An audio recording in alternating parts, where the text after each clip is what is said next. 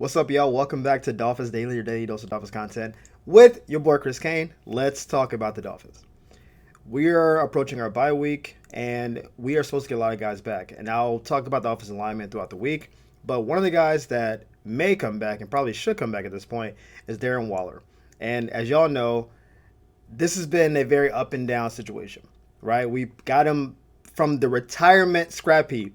He came over, did not practice or play forever, got in, and immediately was impactful, right? Touchdowns, just a giant on the field, good outlet for Tua, just a really big down the field, middle of the field option. And then he got hurt again. And I have been on record during the show saying that I think the Dolphins season is effectively over, right? Barring going 6-0 down the stretch and probably needing a little bit of help, the Dolphins are not going to make the playoffs. And if you gauge the season by playoff or bust, then the season is effectively over. I do think we can get up to 7 wins, though. So I don't think we're done winning games. So Darren coming back in terms of a playoff push with Darren Waller, I think that's like the 5% chance thing. What I want to know more so is he possibly in the cards for next year? Because we don't have another tight end on the staff that we think is like our future at tight end. We could theoretically draft a tight end. I don't know if this class is the tight ends that last year's class did, where 2 tight ends got drafted in the top 15 picks. And the year before that, Brock Bowers was generational. And the year before that, Sam Laporta. Like, I don't know if that guy exists in this draft. I watch college football, but I haven't seen a tight end jump off the page like that, right? So we may not have that guy in the draft. I mean, you can always make a tight end with a 3rd, 4th round pick. Who knows? But if Darren Waller for the last 6 games of the year, let's say he plays the rest of the year, doesn't get hurt again, plays like he did in the first few games he played, where he's basically averaging a touchdown a game. Like, that's his average. He ends the year with 8 or 9 touchdowns on 30 catches. Is that a dude you just say, hey, good season, on your way? Or do you try another 1-year contract? I don't know. Because I think part of his injury this year is that he really didn't condition in the offseason to play this season. He came into the year off the streets, and yeah, maybe he was doing running and lifting at home. That doesn't get you in football shape. You get in football shape by doing football stuff. So that's when we picked him up. They kept saying he's not in shape yet. I'm like, yeah, I know. And then being hit is very different than just running around. Like, your body has to prepare to be hit. And with a full off season, knowing you're coming back, do whatever surgery cleanups you need, whatever rehab stuff, prehab stuff you need to do. Now we go into the offseason for real, and you ramp up for a year. Could he be a really impactful guy for a year, like a Jimmy Graham type player? Or is he just destined to be the guy that's going to play 8 to 10 games, and you just got to get ready for him missing a bunch of games? I don't know. But I am curious about him coming back, and I do think he does make some questions of what our future looks like going forward, because there's not a ton of tight ends in the market to go pick up. And again, I don't see anybody in the draft that's worthy of a high pick at tight end. So could he be the option next year? Who knows? Now, I've gotten some slander from people online because I like Cedric Wilson Jr. as a player. I just always liked what he is on the team. I think he knows the offense. He and Tua have a decent enough chemistry. He's not super fast. He's not super tall. He just is a football player. He's like a Jericho Cotchery type guy. I don't know if you remember him from the Jets. But that's what I see when I see Cedric Wilson. But if you've been watching him on the field, he plays about a third of our snaps now on offense, which is a lot for a dude who 4 weeks ago wasn't even on the team. And part of that is because he knows the offense. Another part of it is that he's a really good receiver blocker. And I lament just so many times.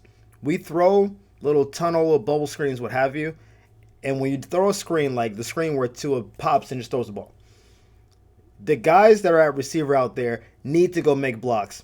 And so often I see them not make blocks. And they're blocking defensive backs. They're not blocking linebackers or defensive tackles. You're blocking someone that should be your size or smaller.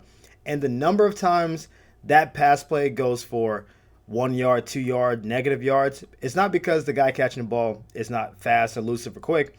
If you throw the ball to Malik or Devon and they get that quick pass out there, if you lay even a little bit of a block, you're probably getting 5 yards. Great block, 10 to 12. If you really seal it, it can house call it. right? I saw Buffalo throw a route to, I think it was Ray Davis, because Cook was out. Ray caught the same kind of pass, housed it. Now he broke a tackle like 8 yards down the field, but the blocking was so good he was able to get to the second level, broke a tackle, and just went the distance. That's what that play can be. Cedric Wilson is really good at blocking. He's really good at just knowing where he needs to be. He is essentially an older, less athletic version of what Malik Washington is, who is really good at getting open. He knows Tua. He's really studying his routes. The reason I think he's going to play a lot more at wide receiver 3 is because we went and got Nick Westbrook-Akine, right? We thought he would be our third receiver, and it just hasn't worked. It just hasn't worked. He has virtually no chemistry with Tua. I don't know what it is. I don't know if he doesn't run routes the way Tua likes. I don't know if he doesn't have a really diverse route tree. I don't know if he drops passes in practice. I don't know what it is. Here's the thing. Some of y'all know this because you've been with me for a long time. Some of y'all still kind of new. We talked in the offseason about supplemental draft picks. And if you watch the draft, you'll see this all the time. Like a supplemental or compensatory pick is this. The compensatory picks are this very odd and kind of nebulous thing that the NFL does where even their metrics for how they determine it are still kind of hazy, but in a very short form version of it. When you lose a player of high value, for in our case, Javon Holland or Jalen Ramsey or someone like that, if you don't replace them with someone who's at equalist value, then you can be eligible to get compensatory picks. You can get 4 a year. So last year, we got a third, I think a fifth and a seventh. But if you replace it, let's say we trade Javon Holland, but then we go sign Budda Baker, then it cancels out because you got all the players back. A year ago, we traded Robert Hunt to Carolina. We got a pick back for that, right? So we got Nick Westbrook-Akine, and he wasn't a super high-level dude, but part of the metric for the compensatory picks is how often someone plays. So if we got Nick after trading Javon, and then Nick plays like a lot and plays the whole season, then it would cancel our pick out. But because Nick hasn't played a lot and Cedric's doing a better job, if we limit Nick's playing, basically, we're in line to get what could be a 4th-round pick, maybe a 5th-round pick if, it doesn't work out, but almost certainly a pick because Javon Holland got traded and we didn't replace him with a player of some comparable value. So I think Cedric's going to play a lot more because if we keep playing Nick, we run the risk of losing a draft pick, which doesn't make any sense. If you're trying to rebuild a team, this is a draft pick you get for not doing anything. Just Nick not playing enough snaps is enough to trigger the draft. If he plays a lot, he becomes a really good player for us. Then, not so much. When we traded Van Ginkel, or when he left in free agency, Van Ginkel became a first-team All-Pro. And when he became an All-Pro, we got a really nice comp pick back for it because he left and was really good, and we didn't replace him with anybody as good. I think Cedric is not probably as good as Nick is, like in a vacuum. For what the team is, if we're going to become a running team going forward, then Cedric may be better for that. Nick is a bigger dude, but he's not a better blocker, and Cedric knows the offense better because he's been in the offense at 2 different stints, right? So I think you're going to see a lot more Cedric because it just makes sense draft-wise. And also, Nick is on a 2-year deal, so could he be moved in the offseason? Possibly.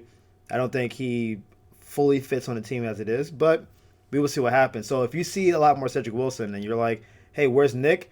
It's not because Nick is not good. It may be because upper management's like, hey, we're kind of in line to get a 4th-round pick off this Nick situation, and a 4th-round pick is really valuable when you're trying to rebuild your team. That pick can be anything. I mean, we got Devon in the 3rd round, and he's one of the best running backs in the league. We know there's value past the 2nd round of the draft. When you're rebuilding, we got to retool everywhere. So let me get more picks. Let's figure it out from there. So just keep your eyes open for how much playing time he's getting. I've been very harsh on Kenneth Grant on this show because, well, not as very harsh. I think I've been critical somewhat fairly because he was drafted in the top 15, right? 13th pick overall, and he has not performed as a 13th pick overall. Just flatly. He hasn't. And some of that has been he just doesn't seem to be comfortable with what he's doing. Some of that's technique-wise. Again, he plays high behind his pads, meaning he doesn't get good leverage. And that was on his scouting report when we drafted him, which is why when he did that in the league, I'm like, well, we knew that coming in. Presumably, we worked on that all offseason. If we know you don't get behind your pads, our effort level can waver, I assume the things you're working on are pad level and effort level. That just that's what I would think if I draft someone. I know this is where they're deficient. I'm going to work on those deficiencies, but apparently not so much. So we've seen many film this year of Kenneth just getting dish ragged around, and again, he's a big boy. He's a big boy, 300 plus pounds, getting moved around. What we've seen in recent weeks, though, is him learning how to use his what got him drafted in the top of the first round. He's quick. He's got good hands. He can be sudden when he wants to be. And you saw a little bit of that in the Washington game where he had a couple TFLs. He was getting in the backfield, and he just got off the line. Good hands, really explosive. And it seems like maybe, halfway through the year, it's starting to turn around a little bit. And we need that because we literally drafted you in the first round to be our staple next to Zach. We thought you two would be the center guys. We build the rest of the defense around you. You collapse that middle, you get pressure from the middle. I mean, Zach's been a 10.5 sack guy the last 2 years. So if Zach's at his level, 10 sacks-ish, and you're given another couple sacks or at least a lot of pressure, you either want to freeing him up to get more sacks because now you're doing your job, or finally, our edges, i.e. Chop, in this case Bradley, get more one-on-one on the outside. They should be able to eat. We've seen Chubb be a 10-sack guy in his heyday. Not so much a Chop. Chop got 6 last year. But the idea is that if you collapse that middle well enough, you could do what Jalen Carter and Jordan Davis do for Philadelphia, where they're just so dominant in the middle that everybody on the edge is just kind of flying around. That's what we expected. And it seems like, and again, this could be a blip. We'll see after the bye week, that Kenneth is finally starting to put it together a little bit, where you're seeing more good plays strung together. You're not seeing him just washed out of plays, because there were times he would be on the D-line, that old lineman would get them hands on him, and he would go for a drive. I was like, where are you taking my man Kenneth? Drop him off at the house. He just pushing him down the line. It's like, why is he getting washed down so easily? And it's just because his pad levels weren't good. His hands were good. Maybe he didn't recognize what the old line was doing. That's happening less and less, and he seems to be making more impact in the middle. And so I, for one, am happy because we don't want a first-round pick to be a bust. No one wants that. You expect your first-round pick to be with your franchise at least through their whole first contract. If you're trading first-round picks before they get to the end of their contract, something went wrong. Either you didn't develop them, there's some money issues, or they just didn't perform. I want to see him do better. I think Zach's performance has dropped off a little bit because Kenneth hasn't been doing his job. And the idea is that Kenneth raises his game, then Zach will too. And Zach, I went into the year, y'all know I was gassing him. Give him his money. He's better than some of these guys in the top 10. I'm a big Zach fan. But if he's babysitting while doing his job, he's not doing his job. If Kenneth keeps rising, we could see more impact in the middle, and hopefully that makes the whole defense a little bit better.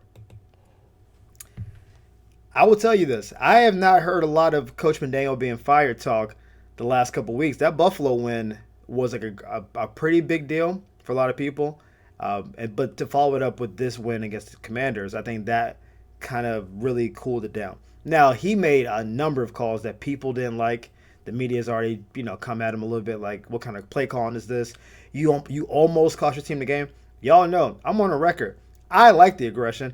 Coach, you got no beef on this side. Dolphins Daily supports what you were doing. I think we should be more aggressive. But now we have a couple wins. The Dolphins, I think, are in a 10 seed right now. We're behind the Chiefs and the Ravens and those kind of teams. Again, we're not really in position to even talk playoffs unless we get to that 6-7, 7-7 type mark. And then we can start talking about how things break down, because that's when a lot of those teams play each other. Again, Pittsburgh plays Baltimore a couple times. We play New England, which, New England may not even be worried about that. The Chiefs play the Broncos again. The Colts play the Chiefs next week. Houston plays the Jags. There's a lot of intersectionality going on. So if we're just lurking in the 8-9 seed, but then you have Houston playing Jacksonville and then the Chargers playing the Chiefs in back-to-back weeks, where it's hey, if these two teams lose the next 2 weeks and we win, we get in. That's kind of how that scenario works out. But Coach McDaniel has done a really good job in keeping the haters at bay.